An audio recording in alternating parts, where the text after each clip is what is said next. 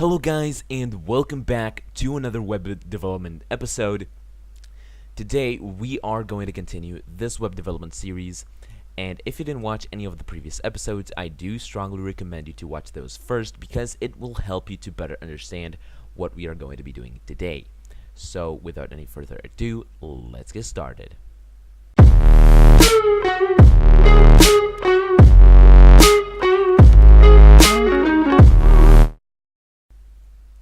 Okay, so right here I have opened up Firefox with our page and what we did until now, and here we have the resource folder, and right here we have opened up Sublime. Now I will leave links in the description to Sublime and Notepad++ so you can use them to edit the files, though I personally prefer Sublime Text. Okay, so here is our HTML file, and here is resources.css. Now we already discussed about lists, and today we're going to be discussing about tables. Now also in the previous episodes we discussed about CSS and inline CSS and internal CSS, and now here we have external CSS.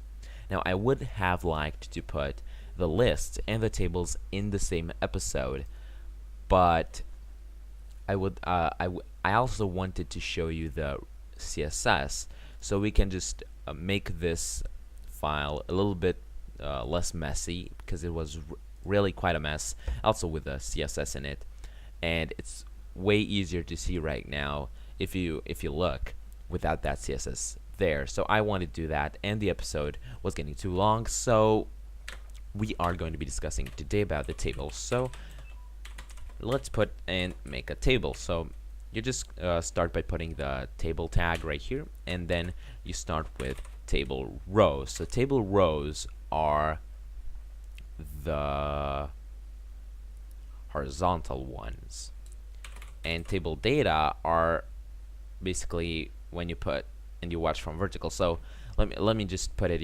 into a perspective for you. So table row, all the data that's inside table row will be put in line. So for instance, I've put table data 1 and table data 2 and close this row.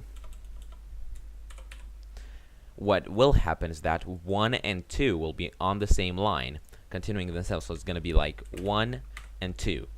And then if I put more rows, and I'm making 1, 2, and I'm making, let me just go ahead and copy this, and I'm gonna paste it right here. If I change this to 3 and 4, the table will look like this. So basically, a row is everything that's horizontal. It's in line, so all the data inside table row, it's in line, and the table data is how you put it. So to start off, let's make indexing. So we put table data, and this is the first item, because this row right here will be the first column. So the vertical ones are columns and the horizontal ones are rows. So basically the first column will be indexing. So what I'm going to do here is put this as 2 and put this is the second item. Okay, and if I go here into Firefox and refresh, it's exactly as I said. So 1 and 2 now are the indexing columns. They are on the indexing column, and the items themselves are on the second column. Now let's say you want to put something like a header to it. Now in order to do that, you have to put th. Now what I don't necessarily remember is that if you have to put th inside the row and put it instead of table data, or if you have to put table header th and then put table data inside it. So let's test that right now. I'm not using these tables so often, so we'll have to do this first. So there are some things that if you don't use them enough, you get to forget them. So index, and the second one is item. Okay, and let's see if that was it. So F5, and now let's put this R and put TH and see if it changes to something maybe that I could have used, even though I think that it is the one that we did before, instead of table row putting table header, because also not only that you saw it working, but also you can see that it is it seems more logical, because yeah, even though actually it seems more logical because the row itself is the row with the headings, if you understand what I'm saying, because this is a row and it's the heading row. Even though it made more sense, actually this is it. So yeah, so we have this, and right now let's put in some properties for our table so that we can do something. So I'm going to start by putting table, and we are going to put color black, and I'm going to put border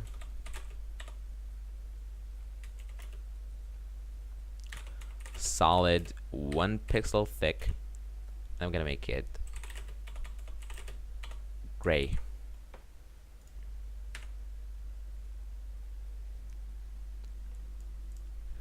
So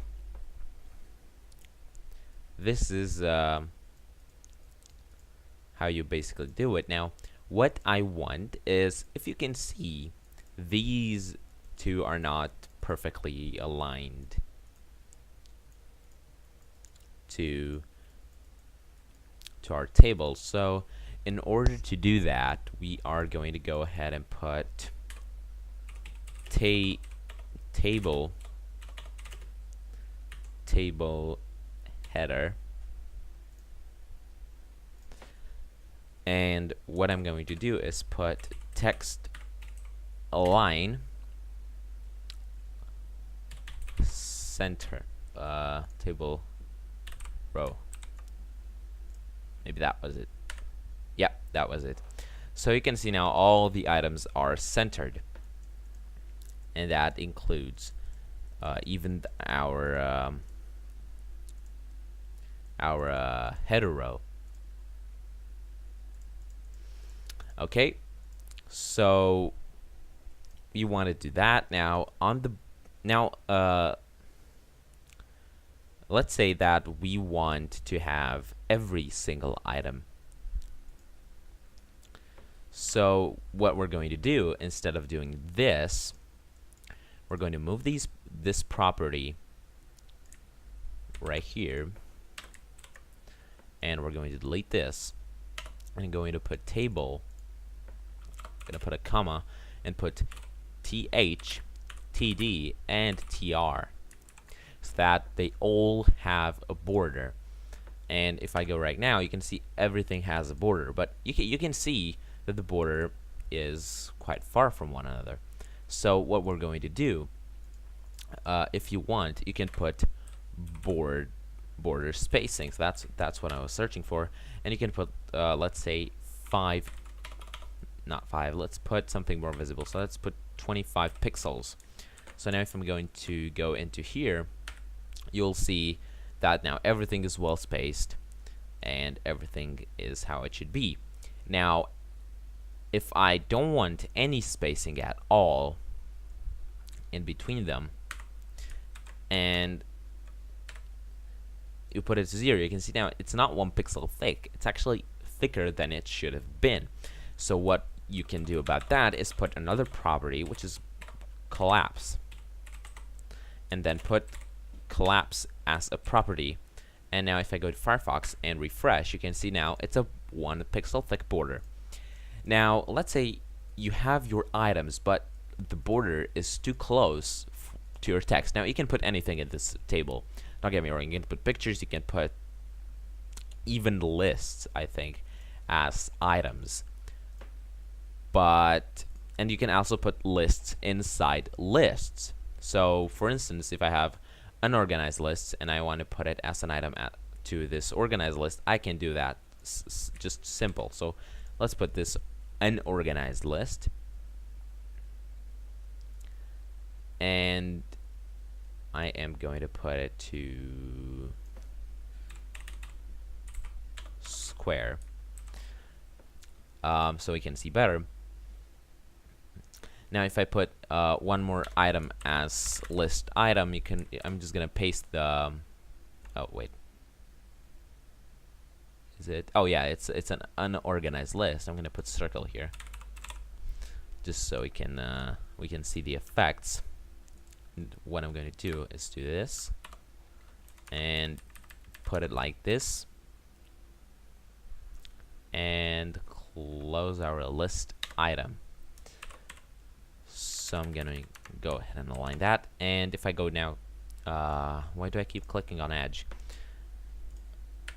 You can see just as the H item right here in the list, we have an unorganized list, so you can put list inside list. Okay, now getting back to our table, there, because we were at the table, let me just put the table so you can see only the table right here. Now let's say you want to have more spacing. Now this is simple and you can do it, and what you want, I think it is padding. So it is padding, so you can put padding, and you can put, let's say, 5 pixels, and you will have 5 pixels. So what this does, what padding does, you have to understand how a box works. So let me just open a paint for a second. So you have your little box with an item, and you have an item inside it, and this is the border.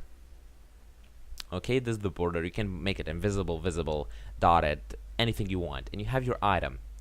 But if you want, between your item and your border, which define the item, there are 2 more things. There's the margin, which is outside, and you can put like a margin. And what this does, for instance, let me just put this with a thinner outline. So this is your margin, and the next object, the next item, will not come with its margin glued to your border. It will come with its margin to the margin. So you have 2 items, they will have sticking margins, and depending on the thickness of your margin, you can have, let's say here we have a thinner margin. You can see now this is the border. So you can set this is the margin, this is the border, and inside there's one more thing called the padding. So you have the padding, which is this thing right here, and your item is strictly inside the padding. And what you can do is use padding to define what space there is between your item limits and the border. So this is called the padding. So the space between your item and the border, it's called the padding, and you can make it as thick as you want. If you want to make it 0, you can make it 0, but this line will be the same with this line. And then you will have this margin, which determines at which point it's basically interacting with another item. So also you can adjust this with its thickness with pixels. So how it works is you have your item and the padding is 2 pixels thick. That means you have 2 pixels this vertical line, let's say it's perpendicular to these parallel lines, like this, and like this, and like this, and like this.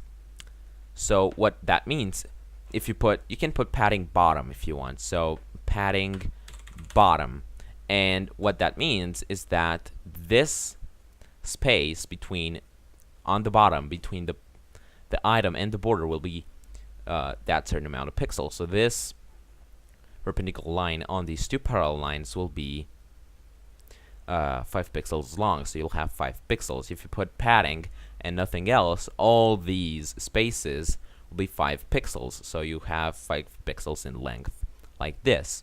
And if you put left, only the left will be, so you can adjust individually the padding on each side. And this also applies to margins. So if I go right here, this is the padding bottom. So you saw how it takes effect. Now if I put just bottom, you will be able to see. I didn't save it, so let me save that. And if I put that, you can see only at the bottom right now there are 5 pixels. Now the border is basically glued to this because this is the widest one. Now if I put only padding, you saw what happened, so you can adjust individually. Now if you put margin, that's the exact same thing. Now basically margin doesn't really apply inside a table. Here is where border spacing comes in, but we're going to talk about that when we're going to talk about blocks, about divisions. Now getting back to our little table, let's say that you want the odd columns to have a certain background, to have certain properties. Let's say a certain font, certain color, certain background color. Now you can do that with odd and even. So now let's say you want to do specific properties just for the th. So I'm gonna put th right here, table header, and I'm gonna put background color, and I'm going to put green or orange. Let's put orange. Okay, and refreshing right here, you can see that the heading now has a orange background. And if I'm gonna put font family, I'm gonna put, let's say not sans serif, wait a minute, CJOUI. I think that's how you spell it. This is the font that Windows uses. Yep, that's it. I thought I spelled it wrong. Now you have CJOUI. Let's say you want the color to be blue. I know this doesn't make a good contrast, but still, I want this just to demonstrate everything. Now let's say you want these odd ones to be a color and the even ones to be another color, to have certain properties, not just a color. Now for this, what I will do is add one more so you can see the effects even better. So I'm gonna put this 3, and this I'm gonna put a third item. So now what you have to note is that if you have a column like this in your table, the column will be as wide as the widest item, the widest element in your in this column. So for instance, this is not the widest, so you have this free space, but this is the widest, so this is how wide the whole column will be. Now this isn't the widest, but you have the free space. Now if you would have even a longer item, here you'll also have free space. So that's why if I just remove these and put just, let's say, numbers, like here, you can see index is the widest thing in the whole column, even though it's the header, but still that's the widest item, and that's how wide the column will be. And we also have our little padding right there, which is really helping with seeing it better. Okay, so right now what we are going to do is, let me remember a bit. So it was, I think, TR, and then I'm going to put NTH, number even, NTH. Let's see what it suggests.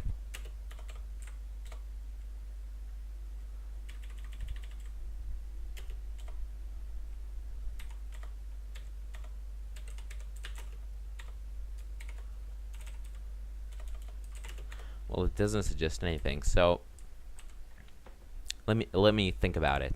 It was NTH child. Sorry, I'm really sorry. It wasn't number. It was child.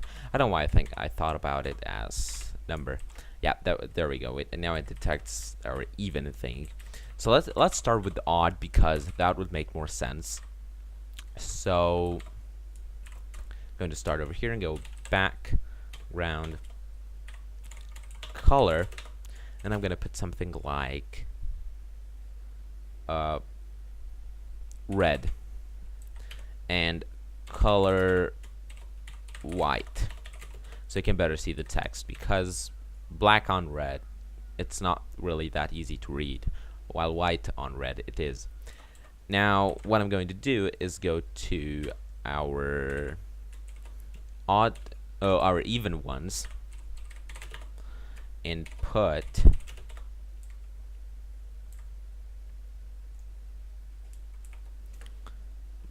background color. Wait a minute.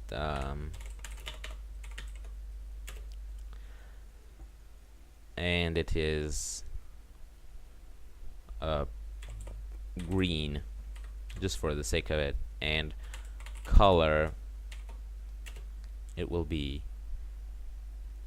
also white, because it's easier to see. And here I'm going to put font family,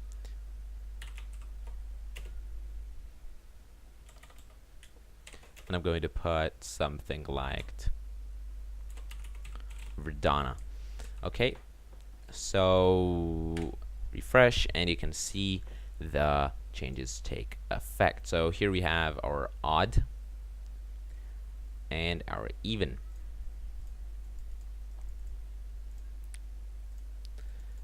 Now you can see that it takes this one as the first item, but what you can see is that this is actually the odd one. So this is actually odd, but because we have one more set of properties that overwrite these, because let me just explain it to you.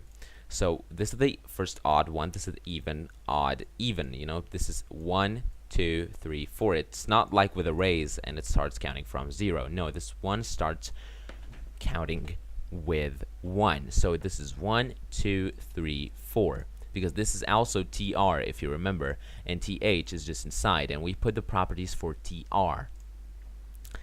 So right here, if you can see, we have the properties, because if I would remove or just put as a comment this whole thing, which I'm gonna cut with Control X, and you can see now this is the odd one, because this is the first one, so it starts counting 1, 2, 3, 4. Now I put this back, and now you can see everything is how it was.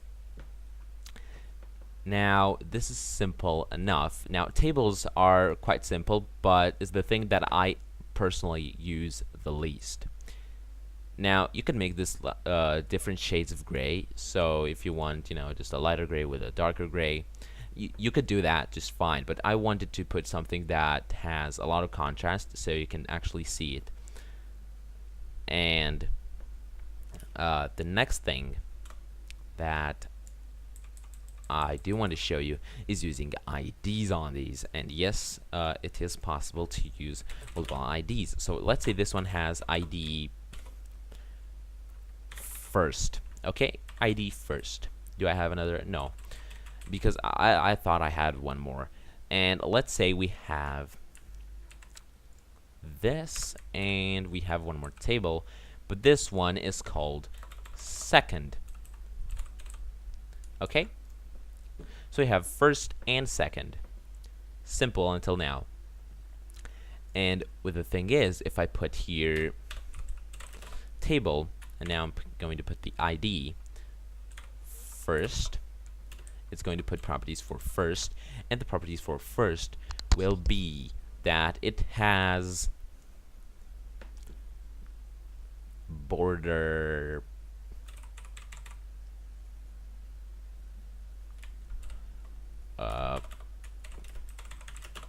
solid 5 pixels thick black, and table second will have border solid 5 pixels, let's say 10 pixels white. And just for demonstration purposes, we will have a third table, but this one has no ID, so this is also going to make it. Now I think that this file is enough, and we're going to create another HTML file for the next time. So right here you can see now we have 3 tables, each with its own border thickness and everything. So of course, if you can see here, it doesn't apply to everything, it's just to the table itself, because we didn't put also the elements to apply, but still. Now if I put now here T, D, T, H, and T, R on first, I refresh, you can see that. Now wait a minute. Oh, this is properties just for these. So if I put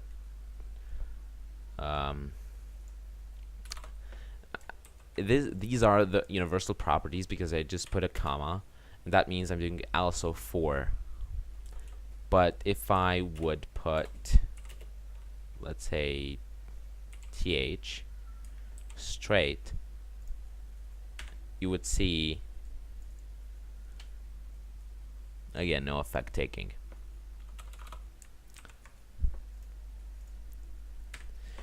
So yeah, you can basically see that now we have the effects for all of them. So now we put here, we put first and second, and you can see that we have our first table, which is the one with the index first. It has its 5 pixel thick border, and it is right here. Now the one with the second ID we put here, it has a 10 pixel thick border. You can see it starts from here, and it's white. And this one is the one without any ID with the standard properties. Now one more thing, you know what? Let's not make this white. Let's make it light. No, not light. I don't even think light blue is the color. It's Dodger blue, or if that exists, maybe it is like in a word. Yeah, that's it, without any other thing. So you can see now this is the 10 pixel thick one. And what I was saying about margins, so if you put to the second one, which is the middle, we're gonna put margin top 15 pixels, so we have a space, and margin bottom, and I'm gonna put that to 50 pixels, so you can see the difference much better. And you can see now we have the margin, which determines that the space occupied, so the margin basically is the same as the border currently on the left and the right, and on these 2 tables, because we didn't specify anything. That's the standard 0 pixels. Now at the point we put top and bottom, now the surface that it covers, it doesn't start basically to the same shape. We actually extended it, and it's interpreted that the whole space starting in this top left corner up to this top right corner to to the bottom right corner right here to the bottom left corner right here. So this is the whole space this table occupies. So I think this is enough for today, and thank you for watching. If you found it helpful, please give it a thumbs up, and if you want to see more, click that subscribe button with that little bell right there. So see you next time on How to IT.